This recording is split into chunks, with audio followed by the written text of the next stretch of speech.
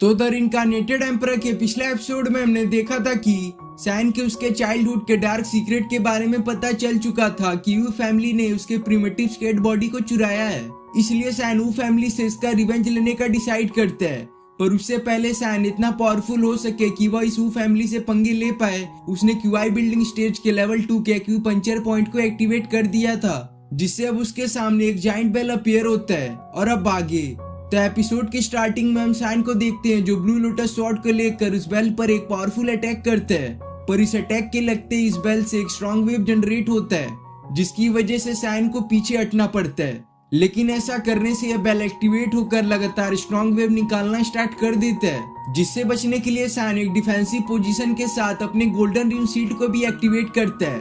पर ये वेव इतने पावरफुल थे कि वह सैन के सभी डिफेंसिव बैरियर को बर्बाद करते हुए उसे पीछे भेज देते हैं, जिन सब में सैन इस बेल पर बने मिस्टीरियस पैटर्न को नोटिस करता है, जिसकी वजह से इस बेल को कोई बाहर से तो डिस्ट्रॉय नहीं कर सकता।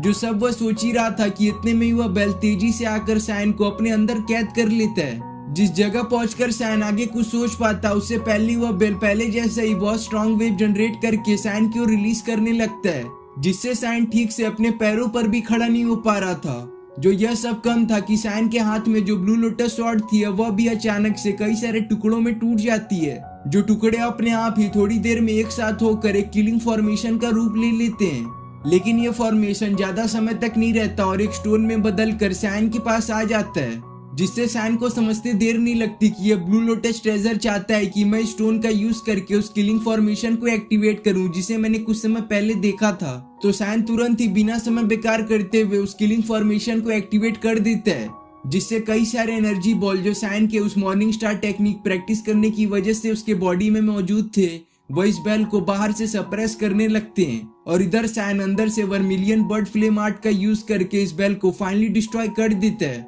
जिसके ऐसा करने से वह ब्लू लोटस ट्रेजर वापस से आजाद होकर अपने नॉर्मल फॉर्म में आ जाता है। और अब जबकि सैन ने इस बेल को डिस्ट्रॉय कर दिया था, इसका मतलब यह था कि सैन ने क्यूआई बिल्डिंग स्टेज के लेवल 2 को अनलॉक कर लिया है, जिसकी वजह से सैन अब इतना कैपेबल हो चुका था कि वह इस एक्सट्रीम यंग फ्लेम को एब्जॉर्ब कर सके, जो सैन थोड़ी समय में कर भी लेता है। जिसके बाद जब सैन अपनी आंखें खोलता है तो उसके पीछे हम वो वुक्सिन की बॉडी अभी भी उस एक्सट्रीम यंग फ्लेम की वजह से जलता हुआ देख पाते हैं, जिसे देख सैन सोचता है कि आखिर वो कौन सा कल्टीवेटर होगा जिसे वू फैमिली ने मेरे उस स्केर्ड बॉडी को दिया होगा। इस सच्चाई का तो मैं पता लगाकर उस कल्टीवेटर को मार ही डालूंगा। पर तभी सैन को याद आता है कि लिमू बाई भी अपना ट्रायल एग्जाम देने के लिए गए हैं और अब समय आ चुका है कि मैं इस जगह से बाहर निकलकर उनकी कंडीशन का पता लगाऊं कि वह ठीक तो हैं। जिसके बाद जब सैन अपने ट्रायल एग्जाम कंप्लीट करके इस ट्रायल रूम से निकलता है तो वह अपने सामने लिमू बाई को आता हुआ देखता है, जिन्होंने भी अपना ट्रायल एग्जाम को कंप्लीट कर चुका था। पर इन सब में वो इतना इंजर्ड हो चुके थे कि वह ढंग से चल भी नहीं पा रहे थे, इसलिए सैन उनके पास जाकर उनका हालचाल पूछने लगता है। तो लिमू बाई बोलते हैं कि मेरा ट्रायल एग्जाम बहुत हार्ड था, पर मैंने किसी तरह इस एग्जाम को फाइनली कंप्लीट ही कर लिया। पर इन सब में इतना इंजर्ड हो चुका हूँ कि मैं ढंग से अपने पैरों पर चल भी नहीं पा रहा हूँ, इसलिए मैं चाहता हूँ कि मैं थोड़ी देर कहीं पर रेस्ट करूँ। इसलिए तुम मुझे स्प्रिंग वाटर के पास छोड़ दो और तुम जाओ लिंक्सी और लिंग्यू का पता लगाओ कि वह ठीक तो हैं। फिर हम थोड़ी देर बाद का सीन देखते हैं जहाँ सैन ने लिमू बाई को स्प्रिंग के पास छोड़ दिया रहता है और अब वह लिंग्यू और लिंक्सी को ढूंढने ही जा रहा था। पर तभी वो अपने सामने लिंग्यू को काफी तेजी से दौड़कर उसकी ओर आता हुआ देखता है, जो आते उसका हाथ पकड़कर वहां से कहीं ले जाने लगती है। तो सैन उसे सवाल करता है कि आखिर तुम मुझे कहाँ लेके जा रही हो, जिस पर लिंग्यू बोलती है कि लिंक्सी की जान खतरे में है, वह लोग उसे छोड़ेंगे नहीं। जो बात जानकर सैन फटाफट लिंग्यू के साथ लिंक्सी की मदद करने के लिए चला जाता है। और इधर हम लिंक्सी और उस रेड फिनिक्स बर्ड को देखते हैं, जिन्होंने अपने आप को एक डिफेंसिव बैरियर में कैद कर लिया था, क्योंकि उनके सामने कुछ वू फैमिली के सर्वेंट और ऊलियान आ चुकी थी। तो ऊलियान लिंक्सी से कहती है कि तुम्हें क्या लग रहा है, तुम अपने आप को इस शील्ड से बचा पाओगी? तुम्हारे पास अभी भी टाइम है, तुम मुझे वह पर्पल हार्ट लोटस दे दो, तभी मैं तुम्हें यहाँ से जाने दूंगी। जिसे सुन लिंक्सी बोलती है, मैं तुम्हें वह चीज कभी भी देने वाली नहीं हूँ, भले ही आज मैं मारी क्यों ना जाऊं। जिसकी ये बातें सुनकर ऊलियान अपने साथ आए सर्वेंट को उस शील्ड को डिस्ट्रॉय करने का ऑर्डर दे देती है। जो सर्वेंट इस ऑर्डर को पाते ही दौड़कर उस शील्ड के पास जाकर अपनी स्वॉर्ड की हेल्प से इस पर कई सारे अटैक करने लगते हैं। पर स्टार्टिंग में इस अटैक के उस शील्ड पर कोई भी इफेक्ट नहीं पड़ता, क्योंकि लिंक्सी अपनी स्पिरिचुअल एनर्जी को ट्रांसफर करके इस शील्ड को बनाए रखी थी। लेकिन ऐसा वह ज्यादा देर तक नहीं कर पाती, क्योंकि वह सर्वेंट कई सारे अटैक लगातार कर रहे थे, जिसकी वजह से वह शील्ड अब धीरे धीरे चटकने लगता है, जो देखते ही देखते पूरा बर्बाद भी हो जाता है। जिस शील्ड को बर्बाद होता हुआ देख दूर से वूलियन एक सर्वेंट को ऑर्डर देती है कि तुम लिंक्सी को जान से मार दो, जिसका ऑर्डर पाकर वह सर्वेंट लिंक्सी के पास जाकर अपनी स्वॉर्ड से उसे जान से मारने को बढ़ता है। पर ऐन मौके पर वहां पर साइन आता है, जो अपनी ब्लैक स्वॉर्ड से उस सर्वेंट को ही जान से मार देता है। जिसको मरता हुआ देख वूलियन गुस्से में साइन से कहती है कि बच्चे, तुम्हारी इतनी हिम्मत कि तुम वो फैमिली से पंगे लो, तुम्हें क्या लगता है तुम आज यहाँ से जिंदा बचकर जाओगे? जिसके बातों का जवाब साइन दे पाता उससे पहले वह रेड फिनिक्स बर्ड, जो कुछ समय तक कोई भी रिएक्शन नहीं कर रहा था, अब वह बोल पड़ता है। यह लाइफ सेवर है, यह अल्केमी मास्टर है, यह पावरफुल कल्टीवेटर है। जिसके आगे की तारीफ वह रेड फिनिक्स बर्ड सैन की कर पाता उससे पहले ही सैन उसे रुकने को कहता है। जो रेड फिनिक्स बर्ड जब चुप होता है तो सैन वूलियन से कहता है कि तुम्हें क्या लगता है मैं वो फैमिली से पहली बार पंगे ले रहा हूँ? मैंने तुम्हारे वो फैमिली के कई सारे मेंबर्स को मारा है और अभी मैं तो फिलहाल वो वुक्सिन को मार कर आ रहा हूँ। जिसकी इन बातों पर वूलियन को रद्दी भर भी भरोसा नहीं होता, इसलिए वह सैन को कहती है कि तुम्हें क्या लगता है तुम इतनी आसानी से हमारे वो फैमिली के कल्टीवेटर को मार सकते हो? वह सभी पावरफुल कल्टीवेटर है और तुम तो काफी मुझे वीक लग रहे हो। जो बोलकर वूलियन अपने दूसरे सर्वेंट को सैन पर अटैक करने को भेजती है, पर सैन अपने एक ही अटैक में उसे वहीं पर जान से मार देता है। और ये अटैक नॉर्मल नहीं होता है, बल्कि वह लेजेंडरी एक्सट्रीम यांग फ्लेम का अटैक होता है, जिसकी वजह से उस सर्वेंट की बॉडी इस फ्लेम से जल उठती है। जिस लेजेंडरी यांग फ्लेम को सैन के हाथों में देखकर वूलियन समझ जाती है कि आखिर वो फैमिली के कल्टीवेटर को सैन ने कैसे मारा होगा, इसलिए वह एक बॉल को निकाल कर वहां से भागने की कोशिश करती है।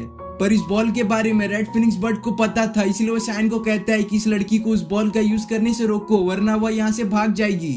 जो बात जानकर सैन वूलियन पर अटैक करके उसके हाथों से वह बॉल नीचे गिरा देता है, जिससे अब वूलियन काफी डर चुकी थी, क्योंकि उसे भी समझ में आ चुका था कि अगला डेड लिस्ट पर उसका ही नाम आने वाला है। इसलिए वो सैन को कहती है कि ये बच्चे, तुम्हें क्या लग रहा है तुम मुझे इतनी आसानी से मार दोगे?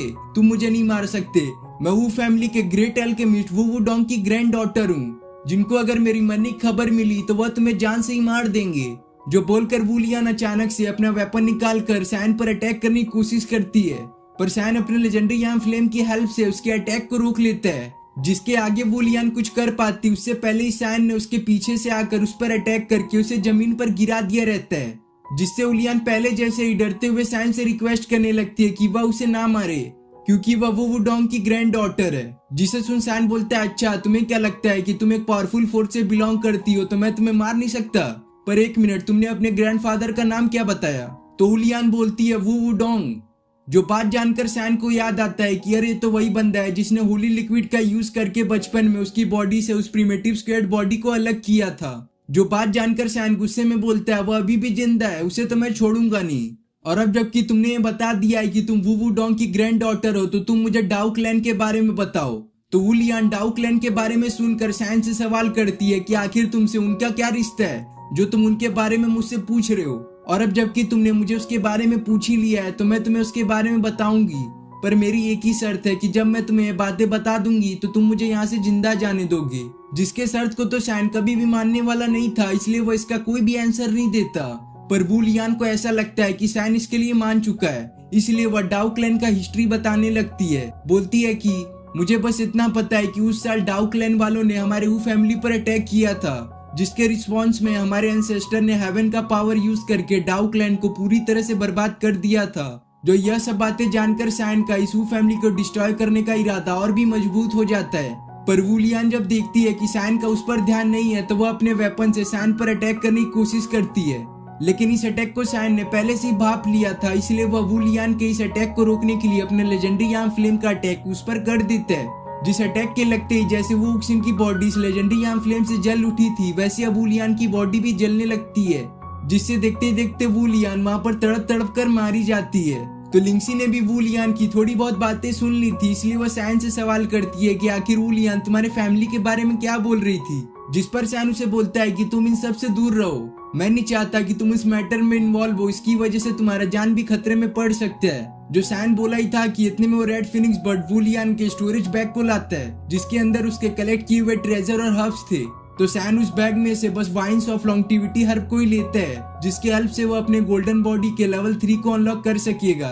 और बाकी के बचे हुए जितने भी ट्रेजर थे वह सब सैन उस रेड फिनिक्स बर्ड लिंग्यू लिंक्सी को ही बांट देता है, जिससे वह रेड फिनिक्स बर्ड काफी खुश होकर सैन की तारीफ करने लगता है।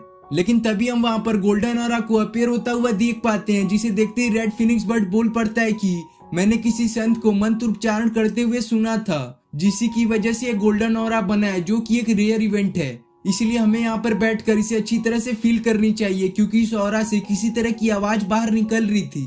जो बात जानकर सभी वहां पर बैठकर मेडिटेट करते हुए उस आवाज को फील करने लगते हैं। पर सैन इन सब में शामिल नहीं होता, वह तो इस जगह को और भी एक्सप्लोर करना चाहता था, इसलिए वह उस गोल्डन एरा की ओर जाना शुरू कर देता है। जिससे जैसे वह इस गोल्डन एरा के गहराई में जाने लगता है, वैसे उसे एक वॉइस सुनाई देता है जो बोल रहा था कि स्किन एक आयरन के समान और बोन एक बैल की तरह अपने इंटरनल ऑर्गन को रिफाइन करना एक डिवाइन कल्टीवेटर को जन्म देता है। पर इस बातों पर सैन का कोई भी इंटरेस्ट नहीं होता, वह तो बस कैसे वू फैमिली को डिस्ट्रॉय करेगा वही सोच रहा था, जिसके लिए अगर उसे 100 लोगों को भी मारना पड़ा तो वह पीछे नहीं हटेगा। पर यह वॉइस सैन को यह सब करने से रोकने का उपदेश दे रहा था, इसलिए सैन अपना कुछ खास इंटरेस्ट इसमें नहीं दिखाता, जिसके दिखाती एपिसोड यहाँ पे खत्म हो जाता है।